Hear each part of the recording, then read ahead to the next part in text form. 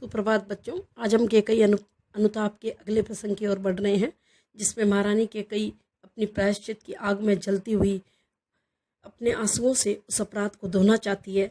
कह रही है कि ठहरो मत रोको मुझे, कहूँ सो सुन लो, पाओ यदि उसमें सार उसे सब चुन लो। वो बुरे सारे जन समुदाय के बीच में चिल्ला चिल्ला कर कह रही है, हे महानुभावों, आज मुझे मत रोको। जो कुछ भी मेरे हृदय में उबाल आ रहे हैं उसे आप सबके सामने मैं प्रकट कर लूँ तो ही मेरा हृदय शांत होगा।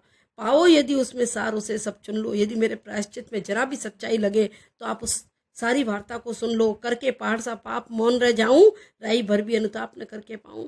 मेरा हृदय मुझे बार बार धिक्कार रहा है, क्या मैंने ऐसा कर दिया जिसे अपनी आंखों में मैं उसे समा नहीं कर पा रही हूँ। सारा जन समुदाय सुन ले, करके पहाड़ सा पाप, मैंने इतना बड़ा पाप किया। अपने पति को खो दिया, अपने प्रिय पुत्र को वनवास भेज दिया और अपने निज पुत्र को भी मैंने खो दिया है। वो भी मुझसे बात करना नहीं चाहता, वो भी मुझसे नफरत करता है। तो जन समुदाय के समक्ष केकई बार बार चिल्ला कर कह रही है कि करके पहाड़ सा पाप मौन रह जाऊं, राई भर भी अनुताप न करने पाऊं। हे महानुभावों, मैं एक इतना बड़ा मैंने पाप किया है, उसका रत्ती भर भी, छोटा सा राई जितना भी मैं प्रायश्चित नहीं कर सकती क्या?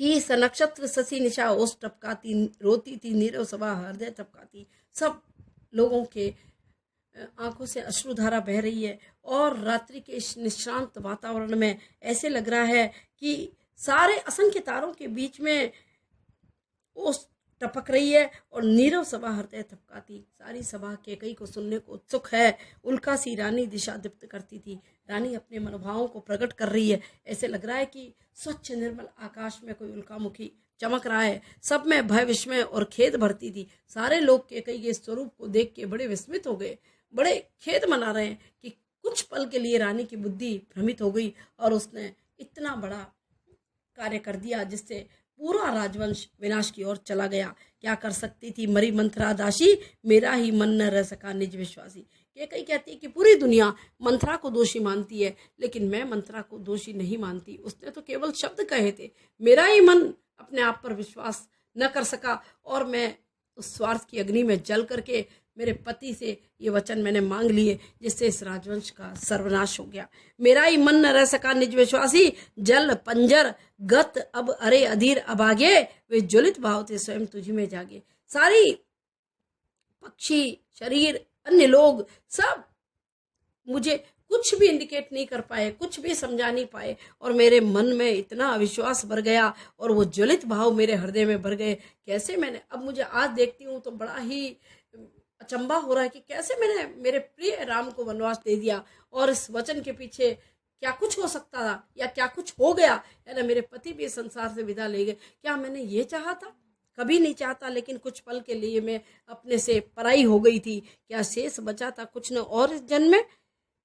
कुछ मूल्य नहीं वात्सल्य क्या तेरा?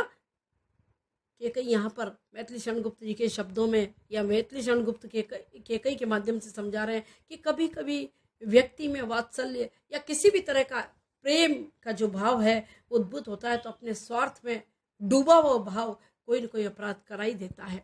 इसलिए केवल केकई का दोष नहीं है, ये अति वात्सल्य प्रेम का दोष था। उसे लगा कि जिस पुत्र को मैंने जन्म दिया उसे राजवंश मिल जाए और राम जी को वनवास दे दूं, पर आज अन्य सा हुआ वत्स भी मेरा। मैंने उसी पुत्र के लिए मांगा जिसको मैंने जन्म दिया। शायद स्वार्थ ने मुझे घेर लिया, लेकिन वह पुत्र भी मेरे इस कृत्य से मेरा नहीं रह पाया।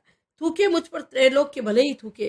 केकई जन समुदाय को कह रही है, उस वातावरण में चिल्ला चिल्ला के बोल रही है कि तीनों लोगों के स्वामी मुझ पे थूके, तीनों लोगों के लोग मुझ पर थूके। मैंने कृत्य ऐसा किया है, जो कोई जो कह सके कहे, क्यों चूके। आज इस बहती गंगा में सभी हाथ धोले, सब मुझ पे पत्थर उछाले, सब शब्दों के बाण चलाए। मैंने कृत्य ही ऐसा किया है, कोई चूके नहीं। सब लोग जब मुझे कहेंगे तो मेरा आत्मग्लानि से ये भरा हृदय, उनके नस्तर जब उसमें चुभेंगे तो मेरा हृदय शायद शांत हो पाए।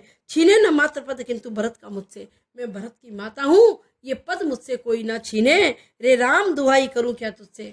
श्री राम जी, मैं आपसे क्या दुहाई करूं, मेरे को एक ही शरण दे दीजिए। वो शरण यह है कि मुझे माता होने का, मातृत्व का ये पद है, वो मुझसे कोई न छीने। कहते आते थे अभी सभी नरदेही, पूरे लोग ये कहते थे कि माता कभी कुमाता नहीं होती, पुत्र भले ही कुमाता हो जाए। लेकिन आज से ये कहावत विपरीत हो गई है, उल्टी हो गई है। आज से लोग कहेंगे पुत्र तो फिर भी पुत्र होता है, माता को माता हो गई।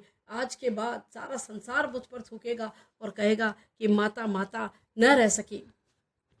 इसीलिए मैथिली शरण गुप्त ने कहा है कि परमात्मा से एक ही वस्तु मांगी जाए कि उसका विवेक, उसकी बुद्धि, उसका साथ न छोड़े। यदि कुछ पल के लिए भी हम में से बुद्धि और विवेक निकल जाता है तो हम ऐसे कुकृत्य कर बैठते हैं। हमारा विवेक सदा बना रहे, ऐसा हम प्रभु से मांगते हैं। यहाँ बच्चों में कहना चाहूँगी कि मैथिली शरण गुप्त ने उन उपेक्षित नारी पात्रों पे अपनी कलम चलाई है जिनके दर्द को इतिहास के पन्नों में आंका ही नहीं गया।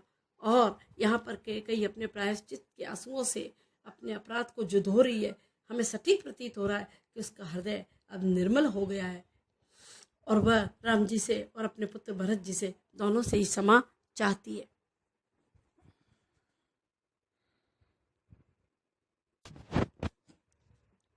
सुप्रभात बच्चों, आज हम कैकेयी अनुताप के अगले प्रसंग की ओर बढ़ रहे हैं, जिसमें महारानी कैकेयी अपनी प्रायश्चित की आग में जलती हुई अपने आंसुओं से उस अपराध को